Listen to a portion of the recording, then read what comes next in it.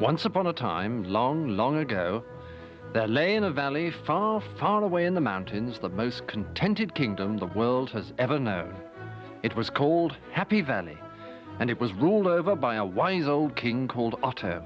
And all his subjects flourished and were happy, and there were no discontents or grumblers, because wise King Otto had had them all put to death along with the trade union leaders many years before. And all the good, happy folk of Happy Valley sang and danced all day long, and anyone who was for any reason miserable or unhappy or who had any difficult personal problems was prosecuted under the Happiness Act. Gaspar Schlitz, I put it to you that you were, on February the 5th of this year, very depressed with malice aforethought, and did moan quietly, contrary to the Cheerful Noises Act. I did. May I just explain, my lad, that the reason for my client's behaviour was that his wife had just died that morning.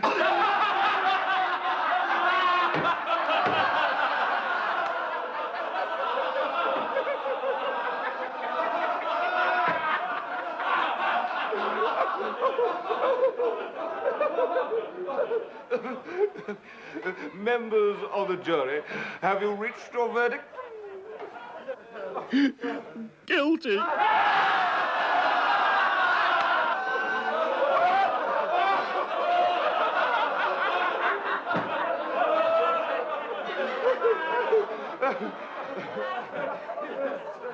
I hereby sentence you to be hanged by the neck until you cheer up.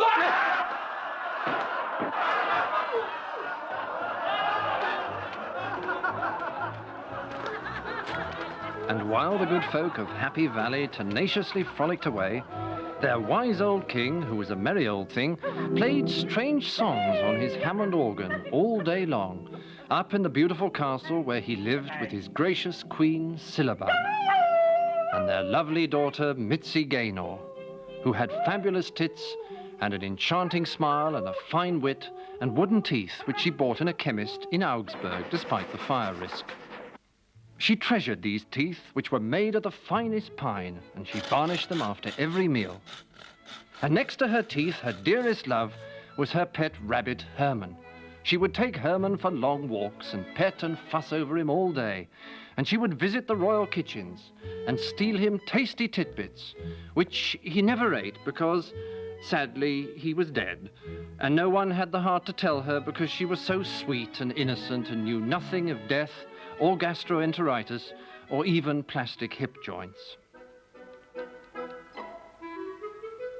One day, when she was romping with Herman, she suddenly set eyes on the most beautiful young man she had ever seen, and fell deeply in love with him, naturally assuming him to be a prince. Well, fortunately, he was a prince, so she found him in the book, which her mother always made her carry, and learned his name, and went and introduced herself and the subject of marriage, and he fell deeply in love with her, and in what seemed like the twinkling of an eye, but was in fact a fortnight, they were in her father's lounge, asking his permission to marry.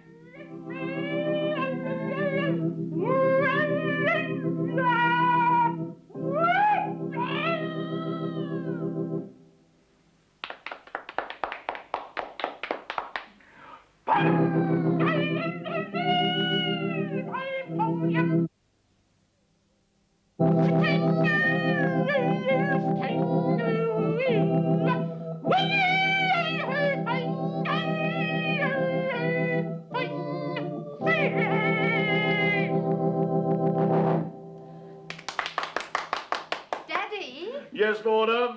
We have something to ask you. A request! Sir, may I have your daughter's hand in marriage? Well, I don't know it, but if you hum it, I'll soon pick it up. No, sir, I really do wish to marry your daughter, sir. Are you a prince? Yes, sir. Is he in the book? Yes, Daddy. And do you really love my daughter? I do. Well, in that case, I must set you a task to prove you worthy of her hand in marriage. I accept. You must climb to the highest part of the castle first thing tomorrow morning, armed only with your sword, and jump out of the window.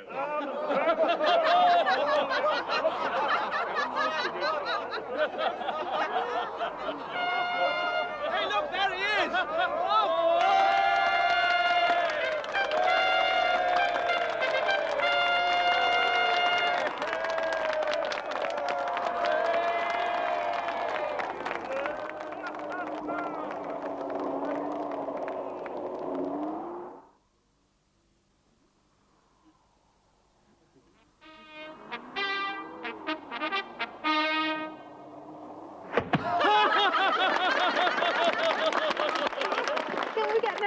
Daddy. I'm afraid not, daughter. He wasn't worthy of you. Oh, Daddy. Will he have to go into the ground like all the others?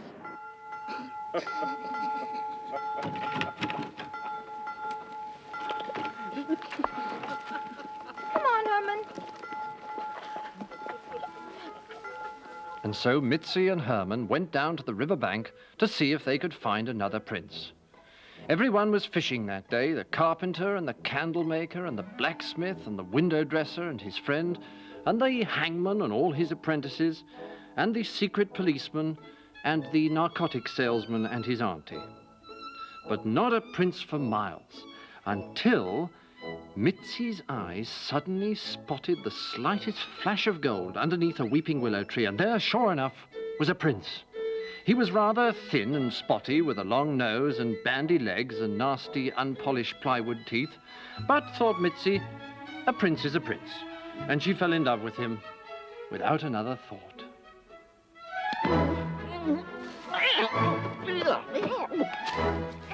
And after a time, or a few times anyway,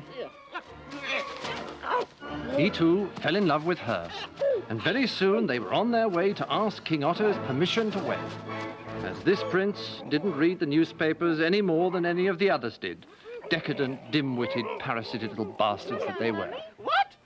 Oh! Hello, darling. This is my mother, the Queen. And, this is, This is my new algebra teacher, Dr. Erasmus. Hello there. Don't stare, darling. And who is this? Oh, this is Prince Walter. Oh. We were just going to ask Daddy's permission to get married. Ah, well, I want to talk to him about that. I'll see you about the binomial theorem in the woodshed at 8 o'clock, Dr. Erasmus. I'll bring the baby oil, Queen. Yes. Does Daddy like Dr. Erasmus? I wouldn't mention him, darling. He's a bit funny about darker people. I know nothing of racial prejudice. Good. Well, I'll talk to him first. Oh, you stop that! Listen to me!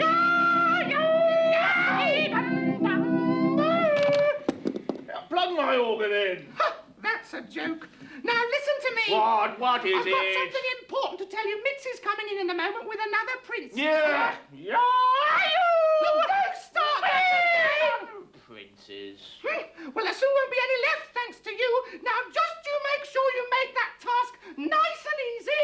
Otherwise, I'll smash your organ. Can I play at the wedding? Yes. All right, all right. I could play that one about Yumby Blue for The king is ready to see you now. Hello, Daddy. Come in, child. This is Prince Walter. Yeah. Is he in the book? Yes, Daddy. Hello, Walter. Prince Walter. Oh, so sorry. So you want to marry my daughter, do you? Perhaps. Oh, say you do, and bring me such joys I've never tasted before. Yeah, all right. All right, first I must set you a task so you prove yourself worthy of my daughter's hand in marriage. Why? Because she's a fucking princess, that's why. You must go tomorrow morning to the highest part of the castle. And you must go, go down to the shops and get me 20 Rothmans. What, now? Tomorrow morning. And so, early next morning, all the happy villagers were gathered to watch Prince Walter set off on his quest.